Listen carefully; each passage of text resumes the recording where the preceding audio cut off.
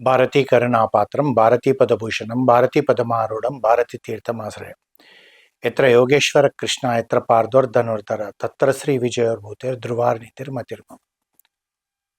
ఈరోజు ధనుర్మాసంలో 23వ రోజుకు వచ్చాం మనం.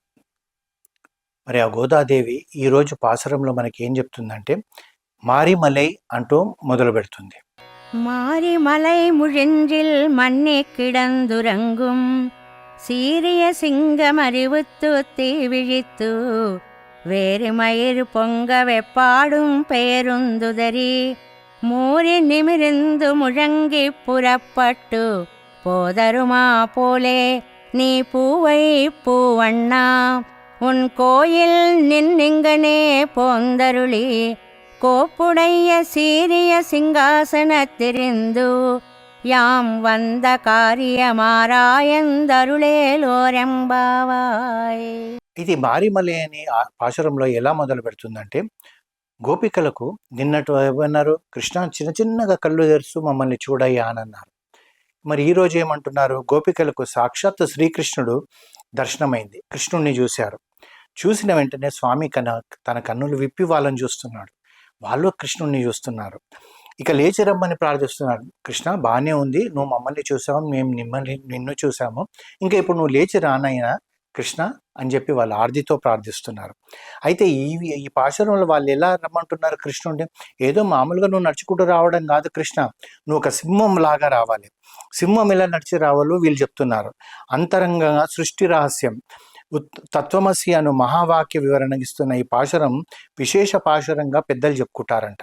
అయితే ఏ విధంగా అంటే వాళ్ళు ఏమంటున్నారంటే, కృష్ణ పర్వత గుహలు వర్షాకాలంలో చలనం లేక పరుండి నిద్రించుతున్న శౌర్యం గల సింహము అంటే వర్షాకాలం సమయంలో ఒక గుహలో, పర్వత గుహలో ఉంటాయి వర్షాకాలంలో, అయితే చలనం లేకుండా పడుకొని ఉంటాయంట. ఆ కాలంలో ఆ పడుకొని ఉన్నప్పుడు లేస్తున్న సింహం లాగా రావాలంట. అప్పుడు అవి మేలుకొని ఏం చేస్తాయంట, తీక్షణంగా చూస్తాయంట. అక్కడ చూసి ఏం చేస్తాయంటే, అంటే అప్పటి వరకు పడుకొని ఉన్న తన జూల్లో వాసన వస్తుందంట.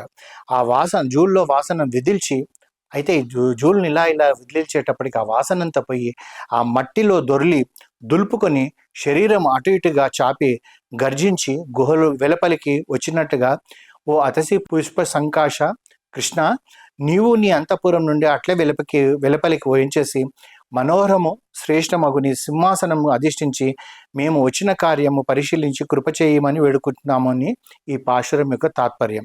ఇక్కడ ప్రళయం తర్వాత సృష్టి క్రమం మొదలవుతుంది. మరి సృష్టికి ముందు ఒక్కడే ఉన్నాడా, ఎక్కడ ఉన్నాడు అని చెప్పి మనకు ఒకటే ఉంటుంది. అయితే ఆ చీకటికి అవతల ఉన్నాడో లేదో కూడా మనకు తెలియదు. ఎవరికి కాని వాడు ఉన్నాడు. ఆయనకు ఒకప్పుడు తెలివి వచ్చింది, అదే తదేక్షణ అంటుంది ఉపనిషత్తు. ఒక్కసారి ఆయనకు సంకల్పం కలిగింది లేవాలని. ఎవరు లేపితే లేవలేదా, లేదు, తానంత తానే లేచి సంకల్పించుకున్నాడు. సంకల్పించగానే ఒక్కసారి తీవ్రమైన చూపు చూశాడు సింహం మాదిరిగా. ఆ చూపే జగత్తులో మొట్టమొదటిగా ఆవరించిన తేజసత్వం. అప్పుడు సింహం కంటిరెప్పల వెంట్రుకల మధ్య అడ్డంగా నీటి దారాలతో ఉండినదే జలతత్వం. ఆ తర్వాత ఎలాగైతే సింహం వెంట్రుకలు నిక్కేస్తే ఒక రకమైన వాసన వస్తుందో, అలాగే తత్వం జలంగా మారి ఆ జలం వాసన గంధం రూపంలో పృథ్వీగా మారిందంట. ఇప్పుడు మట్టి వాసన అంటారు చూడండి, ఆ విధంగా సింహానికి ఉన్న ఆ జూల్లో నుంచి వచ్చే వాసన మాదిరిగా ఈ భూమి పృథ్వీగా మారిందంట. అప్పుడే భూత సృష్టి జరిగింది. అప్పుడు స్వామి ఒక్కసారి అటు ఇటు కదిలిండంట. అనగా అదే అండ సృష్టి పర్యంతరం సాగింది. అప్పుడే బ్రహ్మను సృష్టించాడు, బ్రహ్మ ద్వారా సర్వజగత్తును సృష్టించాడంట.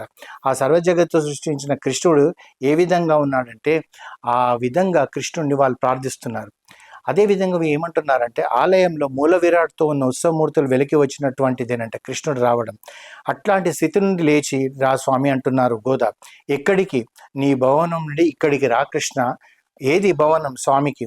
మన లోపల ఉన్నటువంటి మూలాధార స్థానం నుండి ప్రణం చేత ఆయన కదిలి వెలుపలికి వస్తాడు. క్రమంగా సూక్ష్మనాడిలో ప్రవేశిస్తాడు, సహస్రారం చేరుతాడు. అట్లా నీవు ఏం చేయాలి, చేసి కూర్చోవాలి. ఎక్కడ కూర్చోవాలి కృష్ణ? విశాలమైన విశ్వం అనే సింహాసనం మీద కూర్చొని మాకు దర్శనం ఇవ్వాలి అని వాళ్ళు ప్రార్థిస్తున్నారు. స్వామి ఒక్కసారిగా విశ్వంగా దర్శనమిస్తాడు. విశ్వంలో తానే ఒకటే దర్శనమిస్తాడు, విశ్వాంతరామిగా దర్శనమిస్తాడు. ఒకసారి నువ్వు అట్లా స్థిరంగా కూర్చొని మేము ఎందుకు వచ్చామో పరిశీలించి మమ్మల్ని కృపా చేయ స్వామి. ఆ సింహాసనం మీద కూర్చొని నువ్వు విశ్వమంతా విశ్వరూపుడు అవుతావు, ఆ విశ్వరూపమై ఎలా చూస్తావో ఆ సింహాసనం మీద కూర్చొని మమ్మల్ని చూసి మేము ఎందుకు వచ్చాము అన్నది నువ్వు తెలుసుకో స్వామి, పరిశీలించు స్వామి.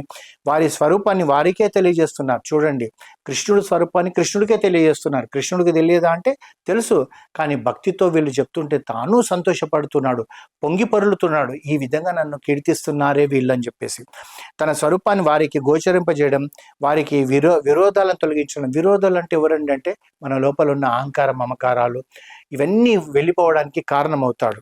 ఇది స్వామి చేయవలసిందే. దానికి కావాల్సింది ఏమంటే స్వామి కృప ఒక్కటే కావాలి, అంతేగాని మా సాధన కాదు. మా సాధన మేము ఎంత చేసినా కానీ నీకు నచ్చలేదనుకోండి, మా సాధన వృధా అవుతుంది. అదే నీకు నచ్చింది అనుకోండి, నీ కృప మా మీద పడ్డది అనుకోండి, అంతే. మాకు కావాల్సింది ఇంకేముంది?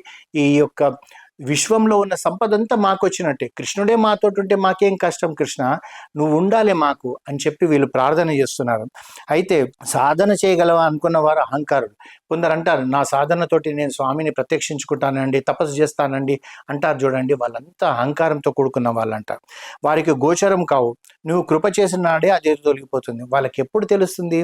నీ కృప పడ్డ నాడే. ఇది నాదంటూ ఏమీ లేదు, ఇదంతా స్వామి దయ. స్వామి కరుణ ఉండడం వల్లనే నేను తిరుమలకు చేరగలుగుతున్నాను, స్వామి దయ ఉండడం వల్లనే నేను ద్వారకు చేరగలుగుతున్నాను నా భావన ఉండాలి. కానీ ఏం లేదండి, నేను ఫ్లైట్ బుక్ చేసుకున్నాను, మార్నింగ్ పోతున్నాను ద్వారకకు, సాయంకాలం కల్లా వెనక్కి వచ్చేస్తానంటే ఇది అహంకారంతో కూడుకున్న భక్తి. అలా ఉండకూడదు. అయ్యో స్వామి, నువ్వు నన్ను పిలిపించుకో అయ్యా, నీ వల్లనే నేను దర్శనం చేయగలుగుతాను. కృష్ణ, ద్వారకకు రావాలని నా మనసు కొట్టుకుంటుందయ్యా, ఆ డాకోర్ రావాలని నా మనసు కొట్టుకుంటుందయ్యా అని చెప్పి ఆ శ్రీనాథుడిని మనం ప్రార్థిస్తేనే మనకు దర్శన భాగ్యం కలుగుతుంది. సరే, డబ్బుతో కూడుకొని ఉండి కూడా వెళ్ళి దర్శనం చేసుకునే వాళ్ళు ఉంటారేమో, వాళ్ళకు స్వామి కృప దొరకదు. స్వామి కృప ఎవరికి దొరుకుతుందో అంటే ఆర్తితో ప్రార్థన చేసే వాళ్ళకు మాత్రమే ఆ స్వామి కృప దొరుకుతుంది అంటున్నారు. ఇదిగో ఈ సింహం నడిచెట్టినట్టు రావాలి అని ప్రకృతి సౌందర్యాన్ని భగవత్ సౌందర్యాన్ని కలిపి అనుభవించింది ఆండాల్ తల్లి. ఈ పాశురంలో అదే మనం చేయవలసిన పని. ప్రకృతిని విడవదగినది కాదు, భగవత్ సంబంధంతో అనుభవించదగింది అని చెప్పి అంటుంది. సౌందర్యానుభవం దోషం కాదు, కానీ భగవద్ అనుభవానికి లౌకిక సౌందర్యానికి సంబంధం లేదనుకోవడమే పొరపాటు. రెండు కలిగి ఉండాలి. ఈ జగత్తుకు బ్రహ్మం అవసరమే, ఉండే ఏకతత్వాన్ని అభేదాన్ని అనుసంధానం చేయడమే ఈ పాశురంలో విశేషం. ఈ పాశురంలో అంతర్ధారదాన్ని ఉభయ వేదాంత ప్రవర్తకులు, ప్రవచన శిరోమణి అయిన వారు ఎంతో మంది నిన్ను కీర్తించారు. ఇక మనం చేయే ఉపాసనలో కారణతత్వం నిరంగి దానిని ధ్యానించుచు ఆ కారణమే కార్యరూపం వచ్చినని తెలియజేస్తుంది. మనకు స్థూలంగా కనపడు జగత్తులో జడమగు ప్రకృతి తత్వం, దానికి ఆత్మగా జీవతత్వం, దానికి ఆత్మగా అంతర్యామి పరమాత్మ తత్వం ఉండును. పరమాత్మ ఆత్మగాను, జీవ ప్రకృతి తత్వంలో పరమాత్మ లేనిదే నిలవజాలవు కావు. ఆ స్వామి సృష్టించినందుకు మనం అంతా చేయాల్సిందంతా కూడా ఆ స్వామి పాదాల చెంతకు చేరడానికే మనం ప్రయత్నం చేయాలని చెప్పి గోదాదేవి ఈ పాశురంలో మనకు నేర్పిస్తుంది. జై శ్రీకృష్ణ.